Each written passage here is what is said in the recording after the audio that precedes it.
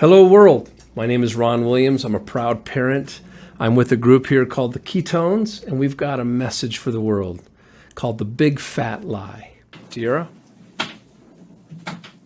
There's a lot of curiosity out there about this big fat lie. It's a remarkable time in history when ignorance is anything but bliss. Is it possible that this very ignorance is resulting in the sickest generation ever, the fattest generation ever, and the first generation projected to outlive their children? Our children think they're health nuts when it says 10% juice on their candy. And why is childhood diabetes at the beginning stages of epidemic? What about childhood obesity? Could these be the children of the lie? There are actually obese kids being taken away from ignorant parents with whispers of negligent homicide. As a parent, I'm taking a stand.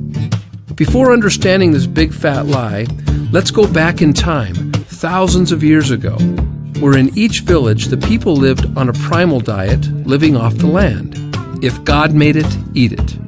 This primal diet was the original fast food. They picked it and they ate it. Folk wisdom is very powerful, even intuitive. Are carrots actually good for the eyes? And how about walnuts in the brain? And why does a tomato look just like a heart? And oh yeah, primal wisdom included walking. Sounds like they had a ton of energy to me. Maybe their kind of ignorance was a blessing, while ours, a curse. This primal diet extends the benefits of ketosis beyond birth. Well, what is ketosis? It's where our energy came from burning fat before the man-made invention of packaged carbs we know today. Now, fast forward from that village to cold concrete, from ketosis to mictosis.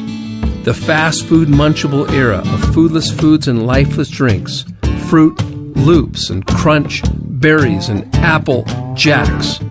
Suddenly the big fat lie is born. Man-made packaged addictive carbs bearing fat-free or sugar-free on their labels. Now, there are huge carboholics everywhere with addictive compulsive eating patterns, with addictive compulsive spending patterns for their next fix. Could it be that carboholic behavior was created in labs, perfecting the carboholic business model? Bet you can't just eat one? Maybe somebody in some lab somewhere has hedged their bets like a thief in the night, robbing you of your willpower, pocketbook, your health, wellness, even your divine being. Have we become human pawns or test subjects to the big fat lie, with big fat business models that prey upon the ignorance of the emerging shorter, fatter, and dumber population? We cannot create and sustain our dreams if we're stepping over our health to get there. Consider the effects on our self-worth, our love, and our intimacy, inherited by default to our children who are all but blindfolded by their innocence during this execution of this chemical warfare, a slow but spendy death, digging graves with our own knives and forks. This addiction dwarfs any drug, the dealing of preserved and packaged carbs that carry a shelf life that may outlive you, serving only as a preservative for a decomposing body. These packaged carbs convert to sugar and morph into fat. Ask any diabetic. The economics are astounding. These foods top the charts on the glycemic index. They are the big fat lie. Short bursts of energy, the crash, depression for some, looking for that next hit. Then pull out your wallet, fork out even more money, and actually pay for a heavier, lazier slave to this addictive cycle. When I think of it, maybe we're all children of the big fat lie. And it's our ignorance that supports the biggest and most lucrative healthcare system in history. 1 in 4 children in America are on medication. And we're okay with this? Isn't properly prescribed medicine the third leading cause of death, only after heart disease and cancer? Talk about friendly fire or target practice. This kind of practice they call healthcare, but I'll just say it, it's sick care, a booming business dependent on our ignorance. And oh yeah, practice? Interesting word choice. There are many great doctors and health practitioners who understand that health is our responsibility and that health is a habit, not an event. There used to be doctors on this planet that were only paid when we were healthy. Imagine that. We have to get real by acknowledging the big elephant in the waiting room, the patient. Before any practice, why don't we all play the game of health first? The results of our ignorance weighs in heavier than any body of people in the history of man, literally. From primal to carnal, from the village to concrete, ketosis to mictosis. Ignorance will give each other the benefit of the doubt. The big fat lie preyed upon our ignorance. But as of right now, ignorance is no longer an excuse.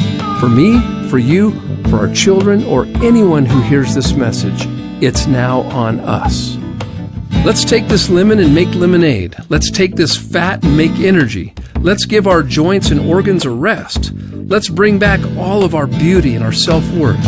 Everywhere you look, there are credible studies that educate us on ketones and general health, energy, cognitive function, and even more serious health concerns that include inflammation and obesity. And you thought these packaged drug-like carbs gave you energy?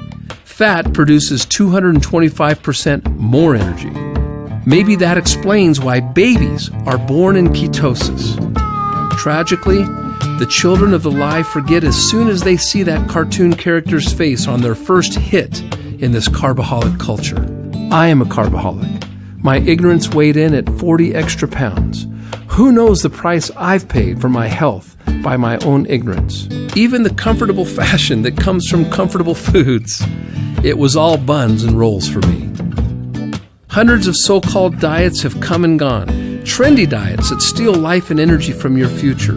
The irony of this is that it is estimated that the money Americans spend annually on these trendy diets would feed the world's hungry for roughly 2 years.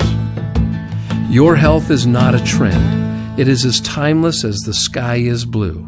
Ketosis can bring us back to the village, allowing us to be decisive eaters and not compulsive eaters. So how come everyone isn't in ketosis? Well, they would if it were that easy. Getting into ketosis is hard in this new carbaholic battleground. It takes days of unrealistic perfection and pain. I've tried and failed many times. Wouldn't it be great if there was a scientific breakthrough that converted days of pain into only hours of energy and bliss? Ketosis. Well, there is. Ketonics. Come back to the village. Ketopia is the village. Let's turn ignorance into energy, love, quality, peace, success, beauty, and attraction, all hunger-free. Our bodies will perform miracles by the minute when we honor and edify its miraculous intelligence. All it needs are the proper raw materials. This raw material may be worth its weight in gold to you. You are just one ketonics drink away from your vigorous walk across the bridge to Ketopia. You'll know when you're there.